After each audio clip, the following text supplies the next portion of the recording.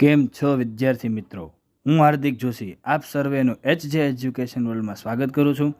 વિદ્યાર્થી મિત્રો, આજે આપણે અભ્યાસ કરવાનો છે ધોરણ 10ની અંદર યુનિટ 1માં આવતો પ્રશ્ન વિસ્થાપન પ્રક્રિયા ડિસ્પ્લેસમેન્ટ રિએક્શન ઉદાહરણ આપી સમજાવો.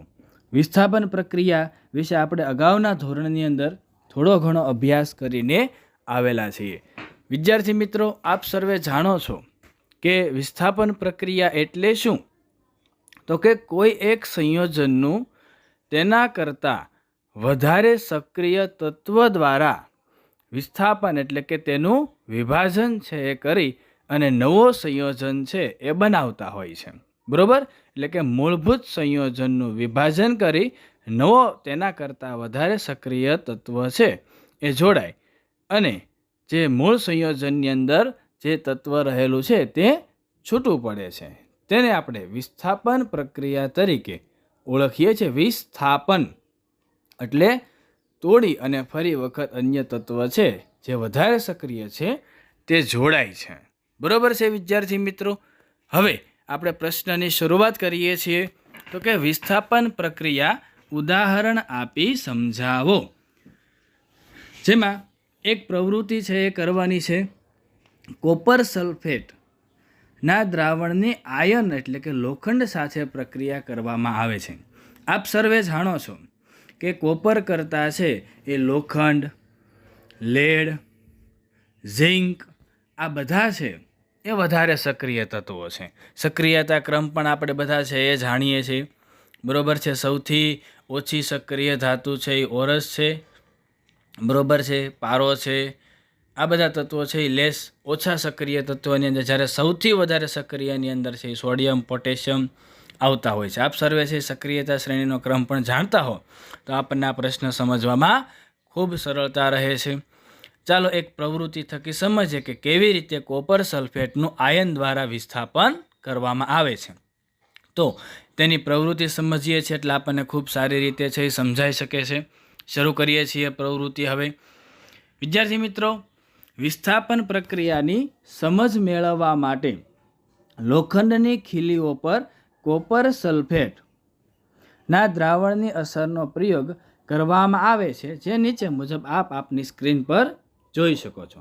સૌપ્રથમ લોખંડની 3 ખીલીઓ લઈ તેને કાચ પેપર વડે ઘસીને સાફ કરવામાં આવે છે. શા માટે કાચ પેપર વડે ઘસીને સાફ કરવામાં આવે છે? તો વિદ્યાર્થી મિત્રો, આપ સર્વે જાણો છો કે લોખંડ છે એ વાતાવરણીય ભેજ અને પાણી સાથે પ્રક્રિયા કરી અને Fe2O3, Fe3O4 બનાવે છે, જે આપણે અગાઉના પ્રશ્નની અંદર સમજી ચૂક્યા છે. બરોબર? તો તેને દૂર કરી માત્ર Feનો જ ઉપયોગ આપણે અહીંયા કરવાનો હોવાથી આપણે સમજવાનું રહેશે. ત્યારબાદ 2 કસનળીઓ લઈ તેને A અને B એમ 2 અલગ અલગ નિશાન કરો. આ માત્ર છે એ આપણી સમજૂતી માટે છે કે ભાઈ 2 કસનળીઓની અંદર પ્રવૃત્તિ કરીએ છીએ એની અંદર દ્રાવણના રંગમાં શું પરિવર્તન થાય છે તે આપણે સમજવા માટે થઈ અને A અને B એવા 2 નામ આપવામાં આવે છે. બરોબર છે? હવે બંને કસનળીમાં આશરે 10 ml કોપર સલ્ફેટ એટલે CuSO4નું દ્રાવણ લેવામાં આવે છે. ત્યારબાદ આપની સ્ક્રીન પર રહેલી આકૃતિ છે એ જોઈ શકો છો. જે મુજબની છે એ પ્રવૃત્તિ આપણે કરવાની થાય છે. બરોબર છે? હવે વિદ્યાર્થી મિત્રો, અહીંયા તમે જોઈ શકો છો કે એક સ્ટેન્ડ ઉપર છે એ આપણે સરસ રીતે કસનળી છે એ લગાવેલી છે અને તેને દોરીની મદદથી 2 લોખંડની ખીલીઓને છે એ કોપર સલ્ફેટના દ્રાવણમાં ડૂબાડવામાં આવી છે. આશરે 20 મિનિટ માટે છે એ ડૂબાડવામાં આવે છે. બરોબર છે?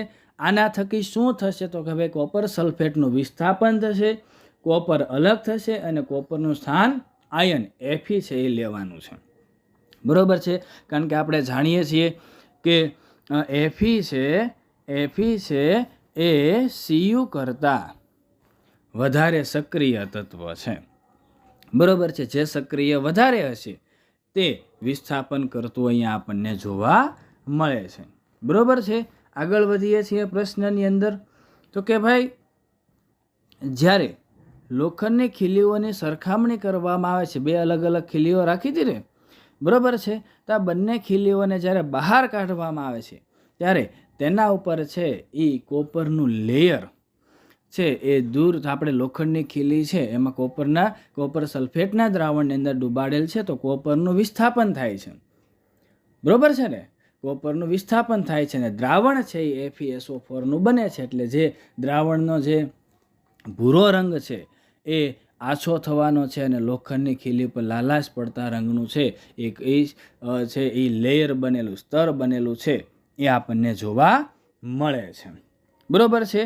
જોઈએ છીએ કે હવે એમની સરખામણીની અંદર શું જોવા મળે છે. આકૃતિની અંદર આપણે અહીંયા જોઈ શકીએ છીએ કે હવે સામાન્ય ખીલી અને અહીંયા ડૂબાડેલ ખીલી વચ્ચે છે એ જોવામાં આવે છે.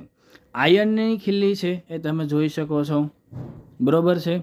અને અહીંયા કોપર સલ્ફેટના દ્રાવણમાંથી બહાર કાઢેલી આયનની ખીલી ઉપર છે એ તમને છે એ એક લેયર જોવા મળે છે. જ્યારે આ ખીલી અને આ ખીલી બંનેની અંદર છે એ કંઈક ફેરફાર છે એ જોવા મળે છે. કોપર સલ્ફેટનું દ્રાવણ કસનળી એની અંદર છે જે એઝ યુઝ્યુઅલ આપણને જોવા મળે છે, જ્યારે કસનળી બી પ્રક્રિયા મિશ્રણ છે જેની અંદર આપણે છે એ ખીલીઓ છે એ ડૂબાડવામાં આવી હતી, એમના મિશ્રણના રંગની અંદર છે એ આપણને કંઈક જુદાપણું છે એ જોવા મળે છે. તમે જોઈ શકો છો કારણ કે કોપર સલ્ફેટના દ્રાવણનો રંગ અને FeSO4ના દ્રાવણનો રંગ બંનેનો રંગ છે એ જુદો જુદો જોવા મળે છે. લોખંડની ખીલી ઉપરથી છે એ Fe દ્રાવણની અંદર છે આવતું જોવા મળે છે. આગળ વધીએ છીએ વિદ્યાર્થી મિત્રો. અવલોકન હવે આપણે શું જોવાનું છે તો કે ભાઈ આપેલ પ્રયોગની અંદર અવલોકનમાં જોઈ શકાય છે કે કસનળીમાં રાખેલી લોખંડની ખીલીનો રંગ કથ્થાઈ થઈ જાય છે. કેવો રંગ થઈ જાય છે? કથ્થાઈ રંગ થઈ જાય છે. આ ખાસ યાદ રાખવાનું છે. એ કથ્થાઈ રંગ કોનો થાય છે એ પણ આપણને ખ્યાલ હોવો જોઈએ. જ્યારે કોપર સલ્ફેટના દ્રાવણનો ભૂરો રંગ વાદળી રંગ જે છે, ભૂરો એટલે વાદળી, આપણી પેનની ઇંક જેવો રંગ છે એ ઝાંખો થઈ જાય છે, બરોબર છે. હવે એની પછી આપણે વાત કરીએ કારણ કે આ પ્રયોગમાં આયન પરમાણુ કોપર સલ્ફેટનું છે એમાંથી કોપરનું છે એ શું કરે છે? વિસ્થાપન કરે છે, બરોબર છે. એટલે કોપર સલ્ફેટના દ્રાવણમાંથી દૂર થયેલ કોપર જે લોખંડની ખીલીઓ ઉપર જમા થાય છે, પરિણામે ખીલીઓનો રંગ કથ્થાઈ થઈ જાય છે, બરોબર છે. આપ સર્વે જાણો છો કે દ્રાવણ જે છે એ CuSO4નું છે અને Fe જે છે એ આપણે લોખંડની ખીલી સ્વરૂપે રાખેલું છે.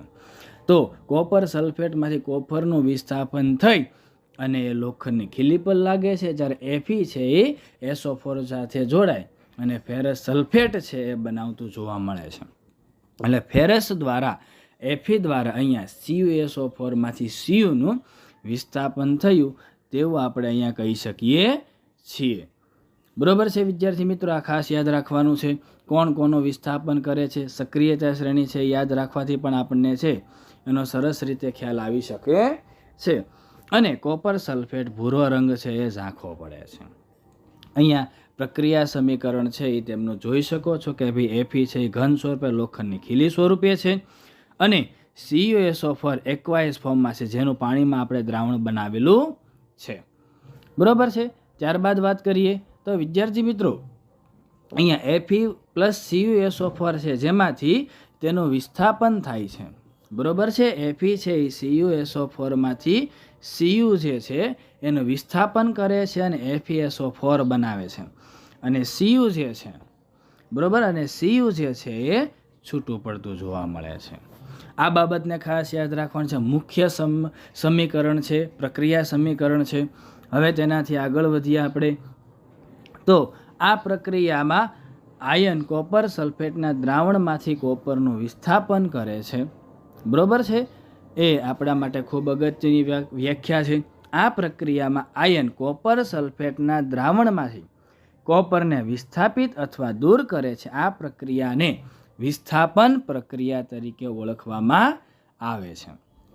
તેના અન્ય ઉદાહરણો પણ છે. Zn છે એની CuSO4 સાથે પ્રક્રિયા કરવામાં આવે તો એમાં CuSO4માંથી Cuનું વિસ્થાપન થાય છે અને તેનું સ્થાન ઝિંક છે એ આપણને લેતું જોવા મળે છે. ત્યારબાદનું નેક્સ્ટ સમીકરણ છે લેડ, પીબી એટલે લેડ થશે, જે કોપર ક્લોરાઇડ સાથે પ્રક્રિયા કરવામાં આવે છે. એમાં પણ લેડ છે એ કોપર કરતાં વધારે સક્રિય ધાતુ છે, જેના કારણે છે એ સીયુનું વિસ્થાપન કરી અને PbCl2 લેડ ક્લોરાઇડ છે એનું નિર્માણ કરે છે અને સીયુ છે એ છૂટું પડે છે. બરાબર, દ્રાવણની અંદર એઝ યુઝ્યુઅલ છે એ રહેશે. આ મુજબ આપણે કહી શકાય કે ઝિંક અને લેડ કોપર કરતાં વધુ સક્રિય તત્વો છે, તે કોપરના સંયોજનોમાંથી કોપરને વિસ્થાપિત કરે છે. બરાબર છે વિદ્યાર્થી મિત્રો, આપ સર્વેને સમજાયું હશે કે જે વધારે સક્રિય તત્વ છે એ તેનાથી ઓછા સક્રિય તત્વનું અહીંયા વિસ્થાપન છે કરતું જોવા મળે છે.